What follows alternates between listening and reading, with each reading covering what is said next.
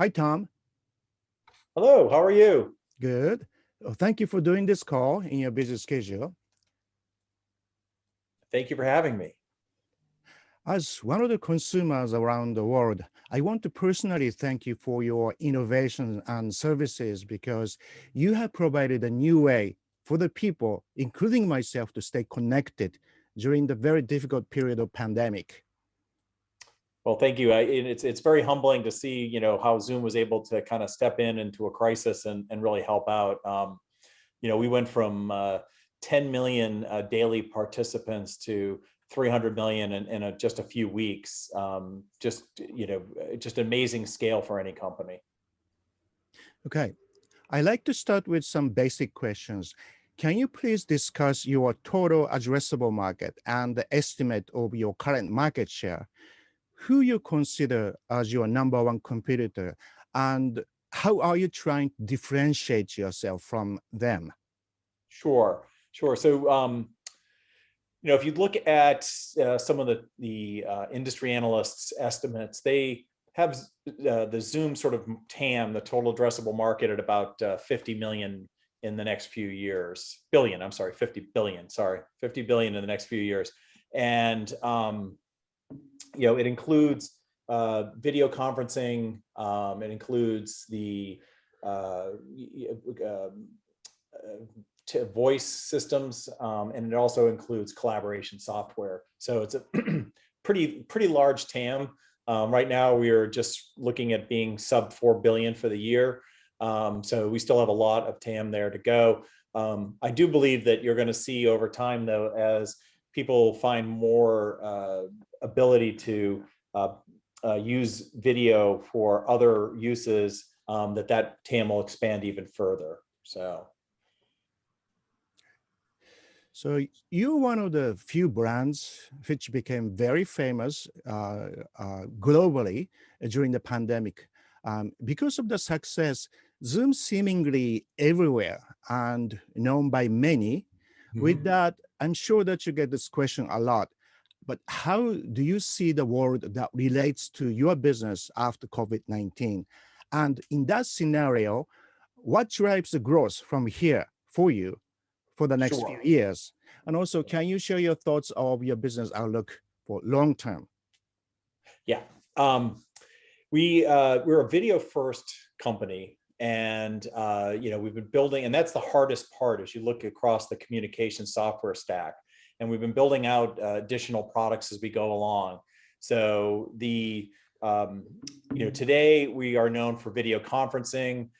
We have ability to now go into just about any country in the world, and we have a user base there. We're probably several years ahead of where we would have been just a couple of years ago, of even where we thought we could go as far as regions and countries. And so international growth will be very important for us. We are still underpenetrated in the really large companies. If you look at the global 2000, we only probably have about 14-ish% that use at least or spend at least $100,000 with us. If you look at the group that spends at least $1,000 with us, it's over 50%. So we have a foothold in there. We need to actually grow that base out. We have a very strong land and expand type model. And then the third one would be Zoom Phone.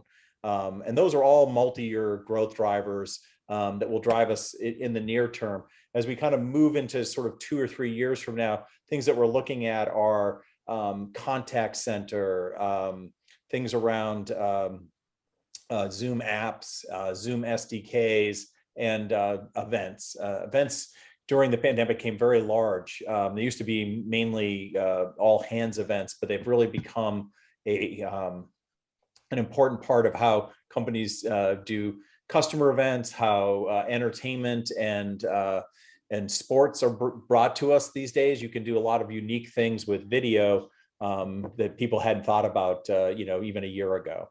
So it sounds like you have a lot you can do going forward. Yes.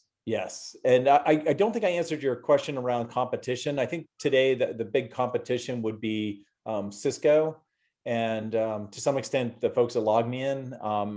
But as we kind of look forward, it would probably be something like Microsoft. Today, we have a very strong relationship with Microsoft as far as a competition. We compete, but we also work together.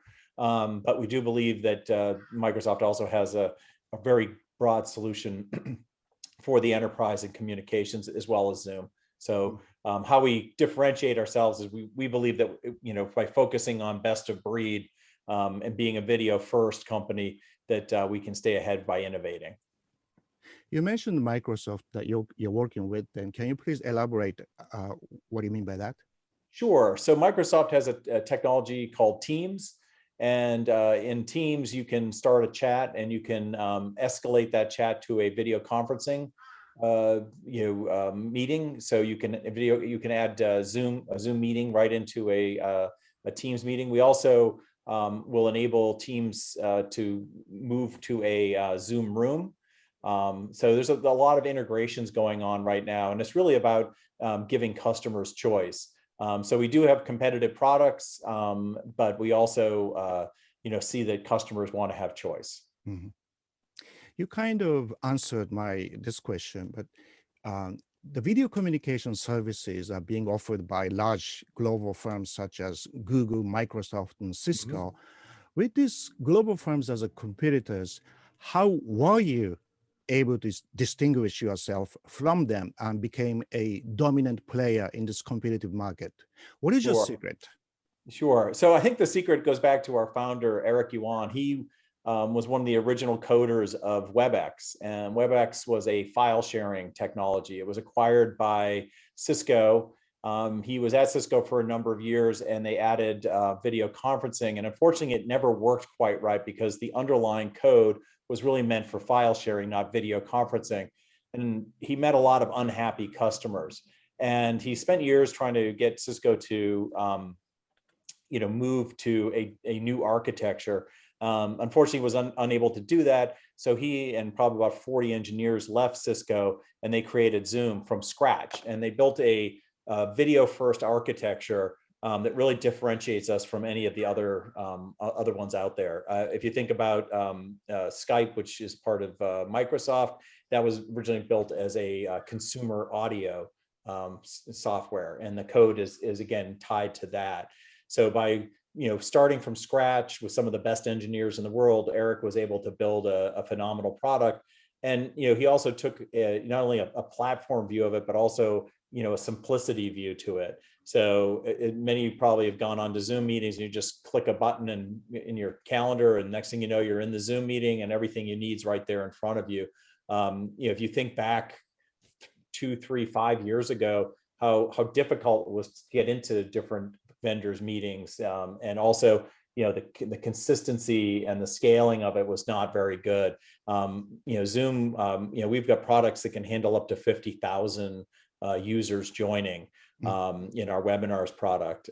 We are available globally. We're available on any device, anywhere in the world, and that is what really differentiates us. Kind of having a one-on-one discussion in the same country and city you might not notice the difference, but when you have several people around the globe, again on mobile devices and computers and in hotels at home, you do see the difference between Zoom and other products.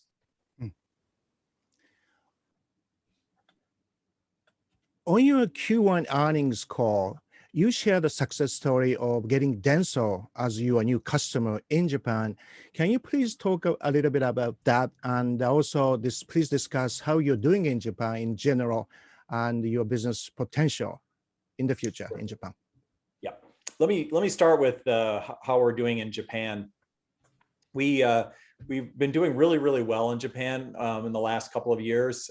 We've added more sales resources, and Japan has gone from, I think, our 4th largest geography outside of the United States to the 2nd largest over the last year or so.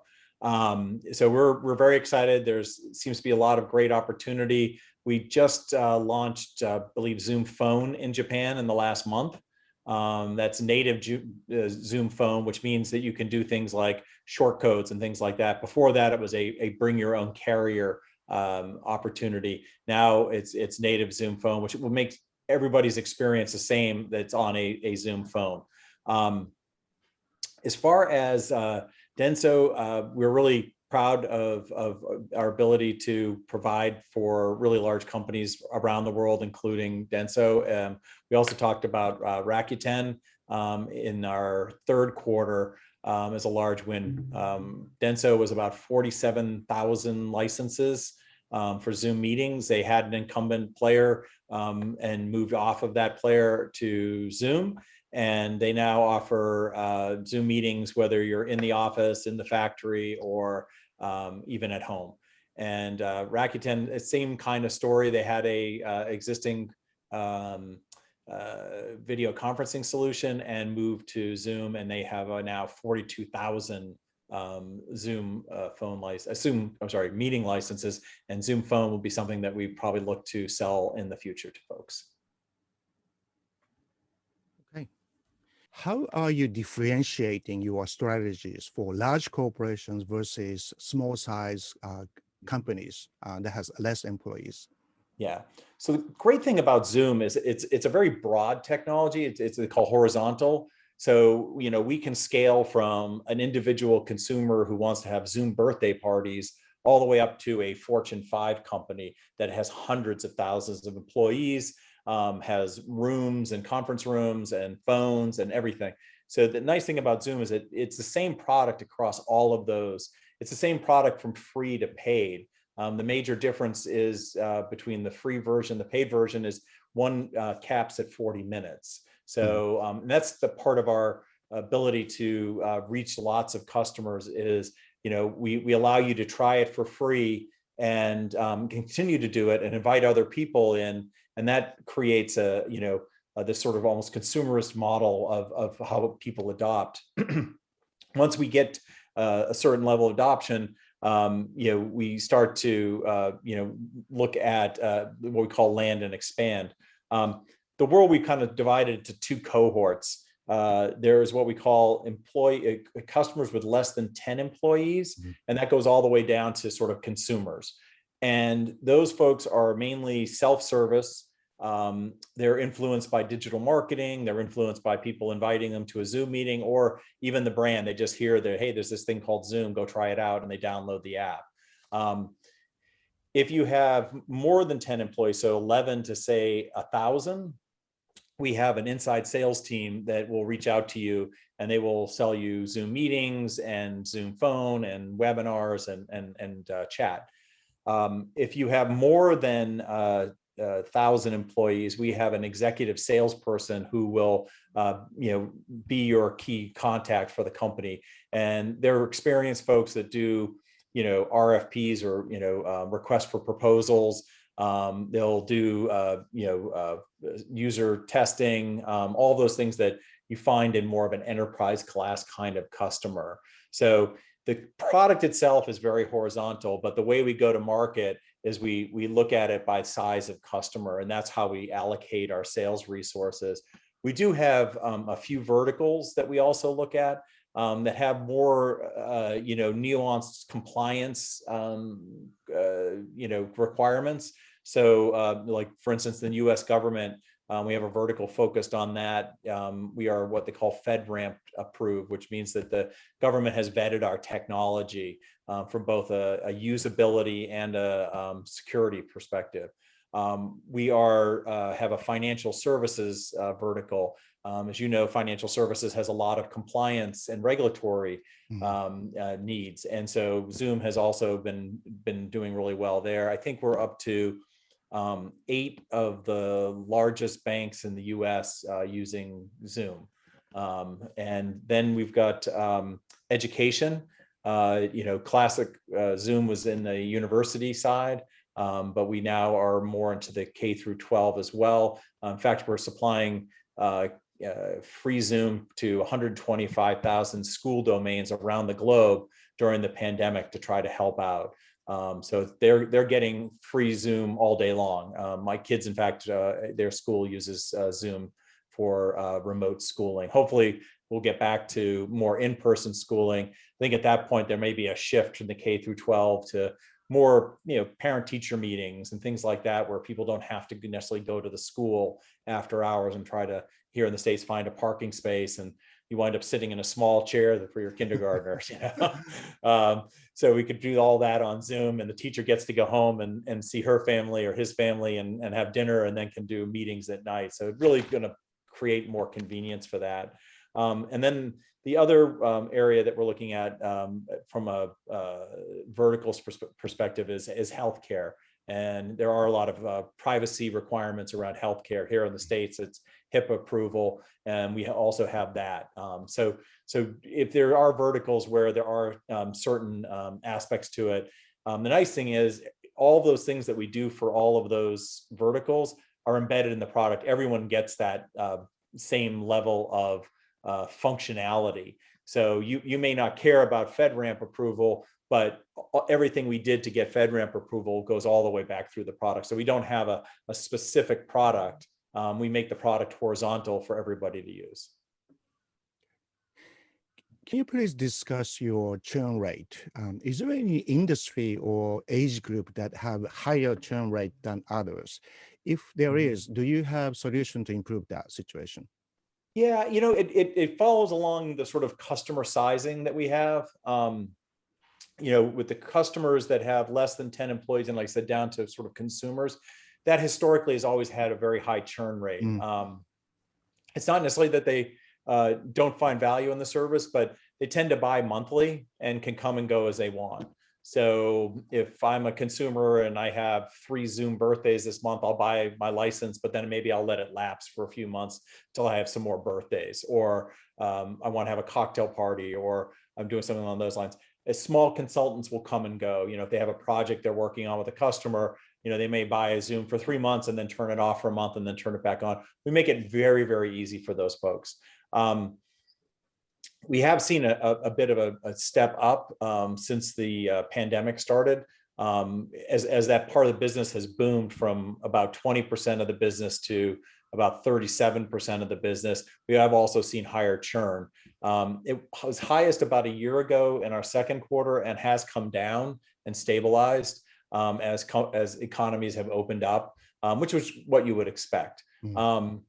If you look at businesses, I think what you're seeing is the world has kind of changed. And what used to be business continuity planning was there's a once in a lifetime blizzard in Tokyo and I need to send my people home for a few days, is now people are thinking more globally and unfortunately for longer periods of time, and really want to have people have a safe way of staying productive regardless of where they're located.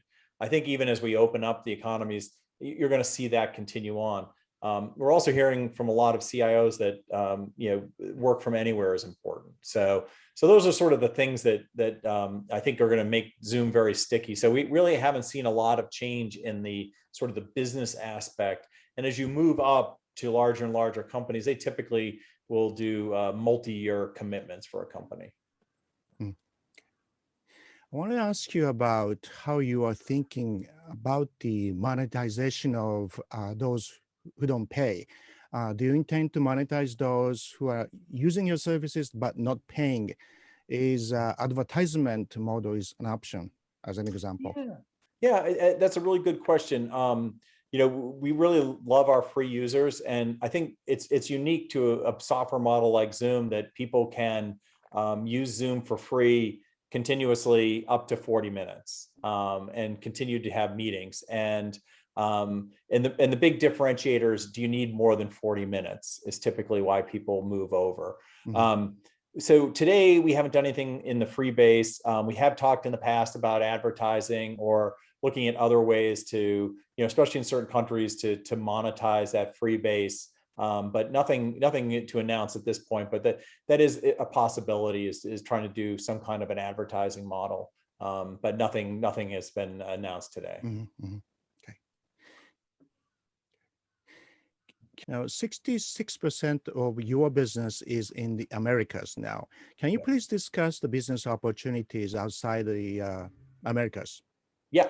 Yes. So as I mentioned earlier, that's one of our big growth areas is international.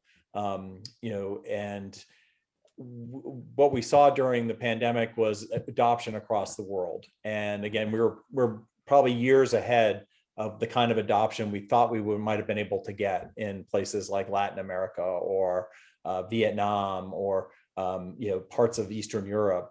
So today we're really focused on which economies have the greatest opportunity short term and going after those, because we don't necessarily have salespeople hired in those regions yet. We may have users, people have found us, but we really don't have the sales motion set up. We have opened up offices in Amsterdam for inside sales. We've opened up offices in Manila as well for inside sales. We are hiring in places like Japan. We're really trying to be thoughtful about where we can go, because we can't go everywhere at once. But the brand that we've gotten, this global brand that we've been able to really get to is just been amazing. And it will be a growth area for us for several years, a multi-year growth area for us. Can you please discuss your M&A strategy? Is this something you are actively seeking for? If so, what area? Yeah. So we are very active at looking at different companies. We do have a high bar when it comes to culture. We have a culture of customer happiness and employee happiness. And you would think everybody in the world would fit into a happiness culture, but some companies don't. Some companies are very transactional when it comes to customer relationships and employees. And so one of the things we look at is culture. The other big thing is modern architecture. We really want to go, I'll use a soccer analogy, to where the ball's going. We don't want to be where the ball has been. And so we're very discriminating on the kind of technology that we bring in, that it has to be, very modern software code. And if you look at what we've done so far, we've brought in two kind of bolt-on type M&A transactions of two really great companies as far as like engineering prowess. One was to help us with security and really bolster our what we call end-to-end security. And the other one is a translation company that can do live translation. So live translation, transcription. So really, neither one of them had a big business model, but they have really strong engineers and really incredible capabilities that enhance our product.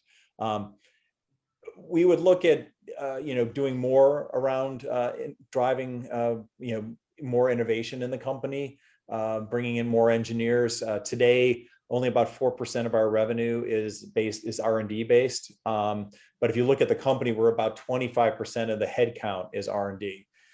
Even that, though, we would really like to get it up to, say, 10%. So we are opening offices in Singapore and Bangalore and parts of the US. And so really kind of broaden our engineering team. So anything in that space we might do. There are productivity tools that are really interesting. We have a Zoom apps store. You can go and see, or I'm sorry, not a store, but a marketplace. And you can see there's about 1,000 apps in there, and there's lots of productivity tools. There's also certain verticals that you can see where people are using and doing really interesting things. So that is a sort of a proving ground for us to go look at, what would be really interesting as well. So those are sort of the things that we're mostly looking at. We have a group of business development people, small group of business development people. They're always looking at things like that. We also just launched Zoom Apps Venture Fund, where companies can come in that are building Zoom apps and can also get some venture capital from Zoom to do it. And that's been very successful. You'll probably hear, we'll have some announcements coming out. We just launched it maybe a month ago, and we're starting to close some of the investments around it. So we are having this sort of VC aspect as well with some of the cash that we have. Can you please discuss a bit about Zoomtopia that you're planning to host in September? Yep. What is it, and what do you plan to accomplish with it? Yeah. So Zoomtopia is our big user event. Up until last year, it was held in San Jose in person. We take it as an opportunity to really update people on new features, functionality, the major milestones, as well as do sort of new product launches, as well as any change to our business model where we're offering new services. And so if you come to Zoomtopia, you'll hear a lot about that. You'll also hear from customers. We try not to do all the talking. We really want customers to tell other customers or potential customers how they use Zoom and what do they use Zoom for. Like I said, I think there's a lot of use cases out there that we're just starting to scratch the surface on. Because video conferencing was not reliable, sort of just a few years ago, people are now just starting to think about these new use cases. And so you'll hear about things like that. And then, we are going to showcase our Zoom events platform, which we're launching this summer at Zoomtopia. So you can come and you can get an immersive virtual experience on Zoom. At some point, we'll probably go back to more of a hybrid world, but I think what everyone has learned during the pandemic when it comes to these large events is, you're missing out a lot on a lot of customers who, for travel reasons or other challenges, can't get to your in-person event. And there's a multiple of folks out there that you could reach, and just doing simple streaming of the event isn't enough. You really want to create an immersive experience for folks. So I would highly recommend people come and check out Zoom for themselves. I think Zoomtopia is a great place to do it. We went from about 30,000 both live and streaming customers to last year we did over 150,000 customers joining us. So we're looking forward to this year too and see how that goes. It'll be held in September on the 13th and 14th. And you can go to our zoom.us website and register. You have hardware made by a third-party hardware companies which bundles your video conferencing software. Do you make money off that? And how's that business going? Yeah. So, with very small exception, we don't sell hardware. We if you want to buy some of our partners' hardware, it's a separate PO, or maybe you would bundle it with, buy from Dell and bundle it together. We're really excited about our partners. We've really created, I think, some category changes. We have a partnership with a company called D10, and they just make a phenomenal monitor that has all the cameras and mics and everything built in, and touch screen, and it's only about $600. And we also have a company called Neat that we have an investment in, but they also make these what they call Neat bars, N-E-A-T, Neat bars, and the bars have all the equipment built into them too, so you can build a boardroom style office space very inexpensively, very rapidly, using Neat. In fact, we're going to launch what we call Zoom Smart Gallery. And really what it does is, as we get back into the office, it overcomes this challenge that we have where if we're all remote, it's a democratization of our ourselves, right? I have the same size tile as you do, and but when we're I'm at home working remotely, which I do, talking to the people in the office, they might be in a boardroom all kind of huddled together, and it's hard for me to kind of speak up. Whereas I'll tell you, when everybody is on video, it's a very again, democratizing experience where we're all the same, and I can see you, I can see your facial expressions, I can see you're about to talk, and it allows me to interject really easily. And with Neat, we're going to have a bar that goes into the conference room, and not only will give you the picture of everyone in the conference room like you're used to seeing, but we'll also break apart everybody in the room to their own tile. And so I will be able to see your face, even if you start to move around the room, and feel like I'm in the room with you, and not just talking to a big full room.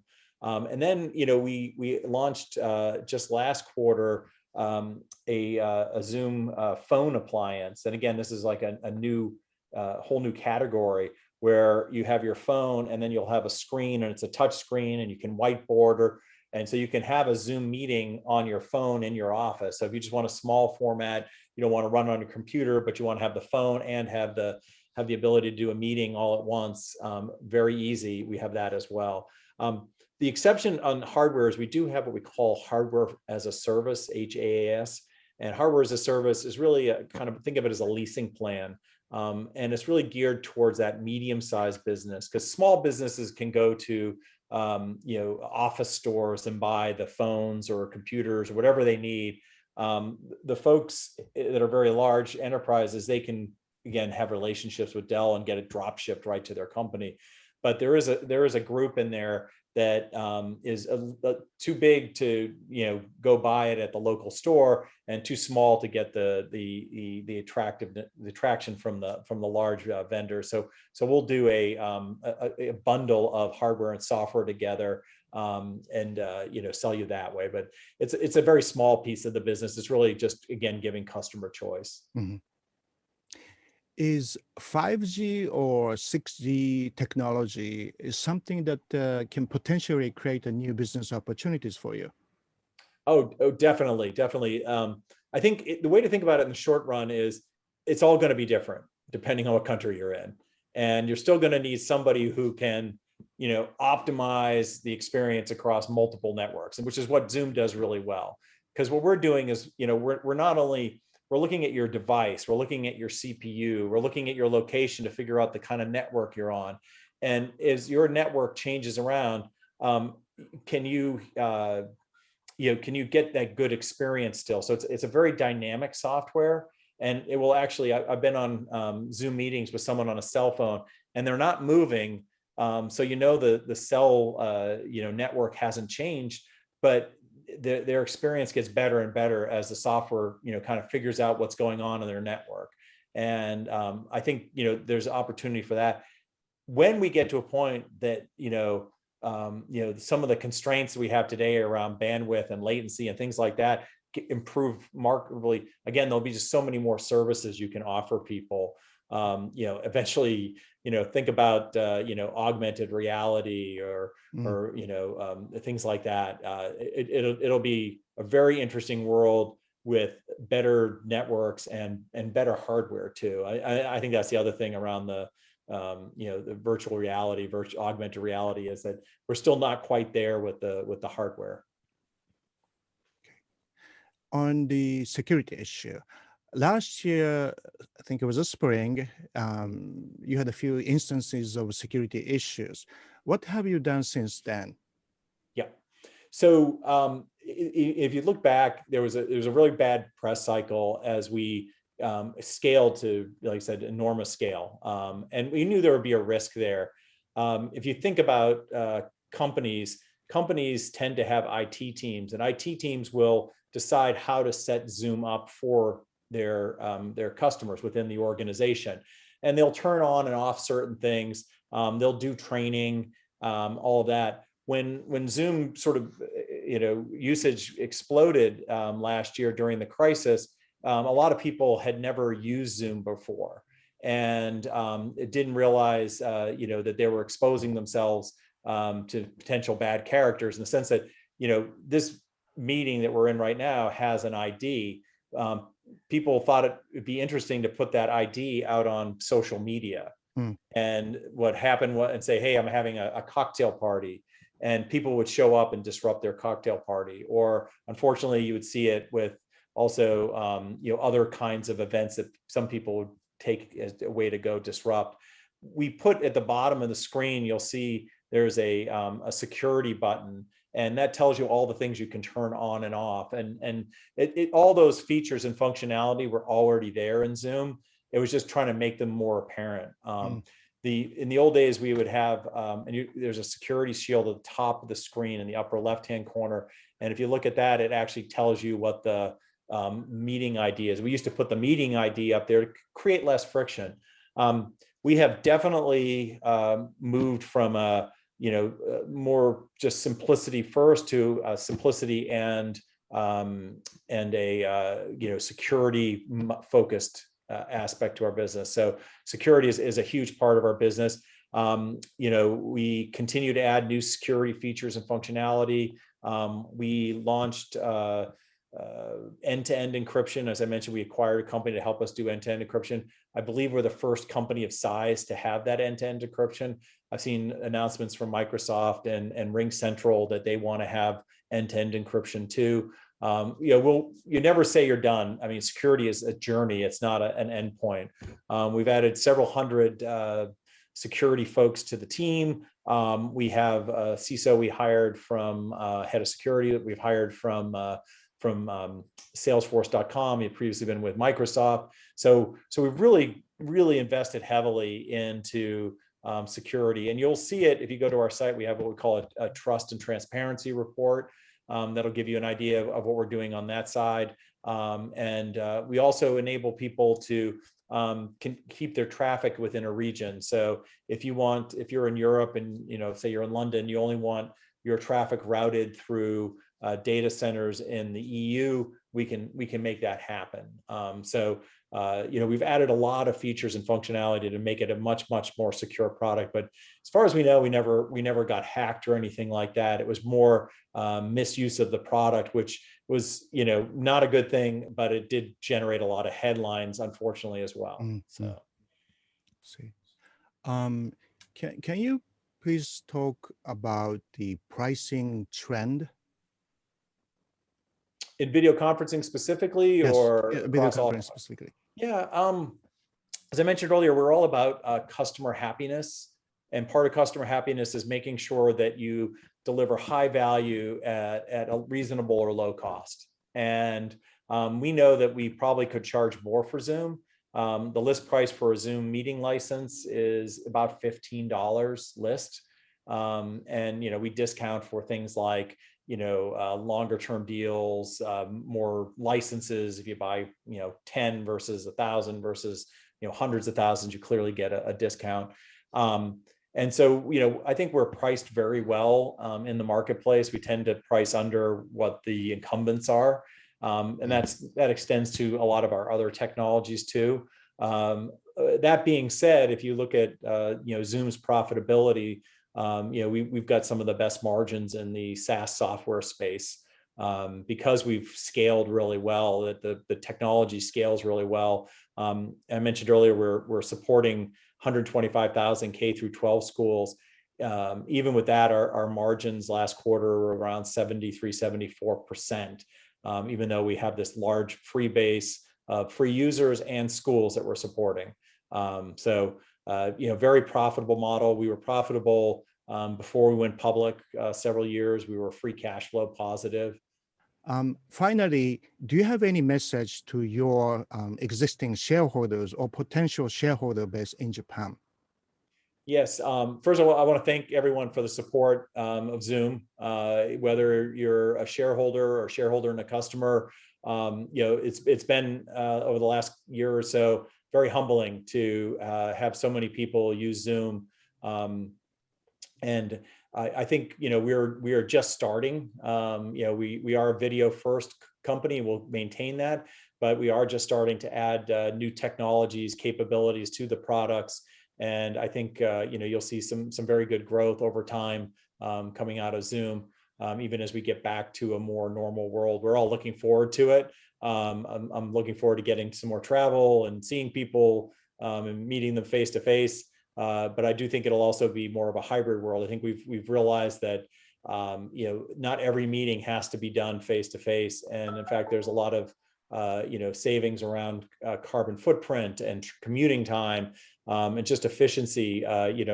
Augmenting things in with the video conferencing like Zoom. So thank you everybody for your time. Thank you for your support. Thank you, Tom, for doing this call in your busy schedule. Have a good evening. You too. You too. Have a good morning. Thank you. We'll do. Cheers. Bye.